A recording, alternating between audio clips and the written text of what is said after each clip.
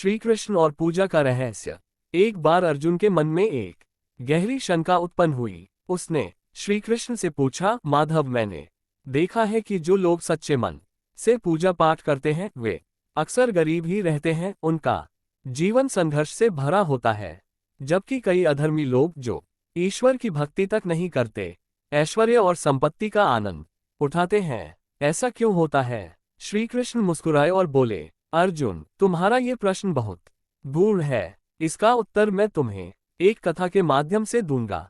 ध्यानपूर्वक सुनो। बहुत समय पहले एक नगर में धर्मदत्त नामक एक निर्धन ब्राह्मण रहता था। वह अत्यंत धार्मिक और ईश्वर का परम भक्त था।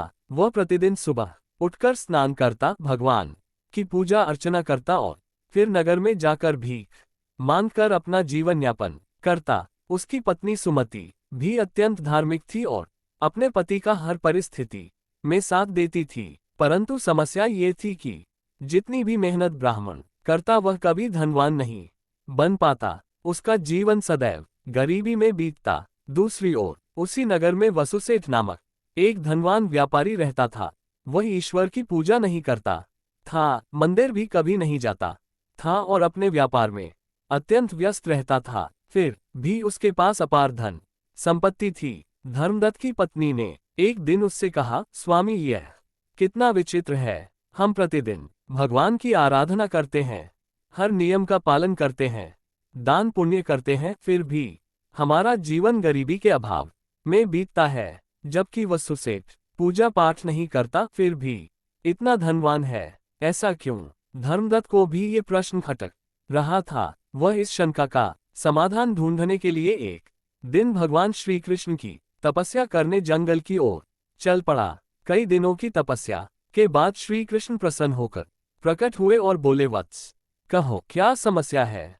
धर्मदत्त ने हाथ जोड़कर कहा, प्रभु, मैंने एक विचित्र बात देखी है। मैं आपका सच्चा भक्त हूँ, हर नियम का पालन करता हूँ, फिर भी गरीब हूँ। वहीं वसुसेठ, जो आपकी पूजा नहीं करता, वह धन वैभव में आनंदित रहता है। क्या यह अन्याय नहीं? श्री कृष्ण मुस्कुराए और बोले, ये कोई अन्याय नहीं, बल्कि कर्मों का फल है। इसका उत्तर पाने के लिए मैं तुम्हें एक यात्रा पर भेजता हूँ।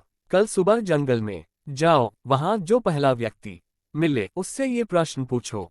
अगले दिन धर्मदत्त जंगल गया। वहां उसने एक वृद्ध सिद्ध महात्मा को देखा जो एक पीपल के वृक्ष के नीचे ध्यान में लीन थे। धर्मदत्त ने उनके चरण स्पर्श किए और अपना प्रश्न उनके समक्ष रखा। महात्मा मुस्कुराए और बोले, वत्स, ये संसार कर्मों के सिद्धांत पर चलता है। पिछले जन्मों में किए गए कर्म इस जन्म में फल देते हैं। धर्मदत्त चकित होकर बोला, कृपया स्पष्ट करें महात्मन। महात्मा ने समझाया, वसुसेठ अपने पूर्व जन्म में एक अत्यंत दानी पुरुष था। उसने अनेक मंदिर बनवाए, गरीबों को भोजन कराया और सदैव धर्म का आचरण किया। परंतु उसने ईश्वर की भक्ति नहीं की, इसलिए उसे इस जन्म में धन वैभव तो प्राप्त हुआ, परंतु आध्यात्मिक शांति नहीं हुई। वहीं तुम अपने पिछले जन्म में एक धनी व्यक्ति थे, परंतु तुमने धन का दुरुपयोग किया और दान पुण्य नहीं किया। इस कारण तुम्हें इस जन्म में गरीबी मिली, परंतु तुम्हारे मन में भगवान की भक्ति का भाव जागृत हुआ। अब तुम जो पूजा और सत्कर्म कर रहे हो, उसका फल तुम्हें अगले जन्म में मिलेगा। धर्मदत्त महात्मा की बातें सुनकर थोड़ा निराश हुआ और बोला, तो क्या हमें इस जन्म में कभी सुख नहीं मिलेगा? महात्मा बोले, ऐसा नहीं है। भक्ति करने वाले को धन की चिंता नहीं करनी चाहिए। धन तो नश्वर है, परंतु भक्ति से प्राप्त आनंद शाश्वत है।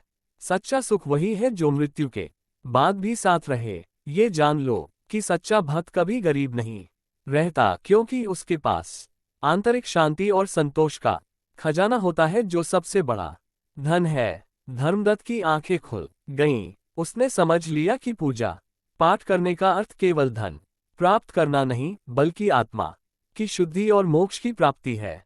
वह अपने घर लौटा और जीवन भर भगवान की भक्ति करता रहा। इतनी रोचक कथा सुनने के बाद अर्जुन ने श्री कृष्ण से पूछा, तो क्या इसका अर्थ यह है कि पूजा करने वाले सदैव गरीब ही रहते हैं? श्री कृष्ण हंसते हुए बोले, नहीं अर्जुन, पूजा करने वाले केवल उन चीजों की परवाह नहीं करते जिनका कोई स्थायित्व नहीं होता। वे अपने कर्मों से अगले जन्म में महान सुख और आध्यात्मिक संपत्ति अर्जित कर रहे होते हैं। सच्चा सुख धन से नहीं बल्कि आत्मिक संतोष से मिलता है।